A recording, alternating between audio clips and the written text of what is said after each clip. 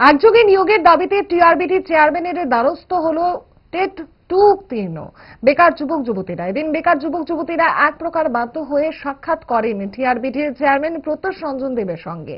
শিক্ষা ভবনে গিয়ে তারা নিজেদের নিয়োগ সংক্রান্ত দাবি দেওয়া নিয়ে বিস্তারিত আলোচনা করেন টিআরবিটির চেয়ারম্যানের সাথে। টেট 2 উত্তীর্ণদের বক্তব্য, তারা সমস্ত নিয়ম মেনে পরীক্ষায় পাশ করেছেন, তাই ধাপে ধাপে নয়, সকলকে একসঙ্গে দ্রুত নিয়োগ করতে হবে। দীর্ঘদিন ধরে নিয়োগ প্রক্রিয়া সম্পন্ন না হওয়ায় হতাশা বাড়ছে বলেও জানান প্রার্থীরা। চেয়ারম্যান ইতিবাচক মনোভাব দেখিয়েছেন বলে দাবি আন্দোলনকারীদের। তবে দ্রুত লিখিত সিদ্ধান্ত প্রকাশ না হলে বৃহত্তর আন্দোলনে নামার হুঁশিয়ারিও দিয়েছেন টেট 2 উত্তীর্ণ বেকার যুবক যুবতীরা। রিজার্ভেশন ক্রাইটেরিয়া মেনে ওই 1020টি ভ্যাকেন্ট পোস্টের মধ্যে মাত্র প্রায় 750 জনের মতো ক্যান্ডিডেট চাকরি পাবে।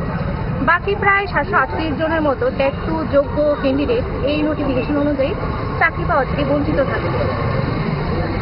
আমাদের এটাই বক্তব্য যে আরটিআই তথ্য অনুসারে 4000-এর উপর ভ্যাকেন্ট পোস্ট থাকা সত্ত্বেও কেন আমাদের সকল টেট 2 কোয়ালিফাইড 1488 জনকে একত্রে নিয়োগ করা হচ্ছে না।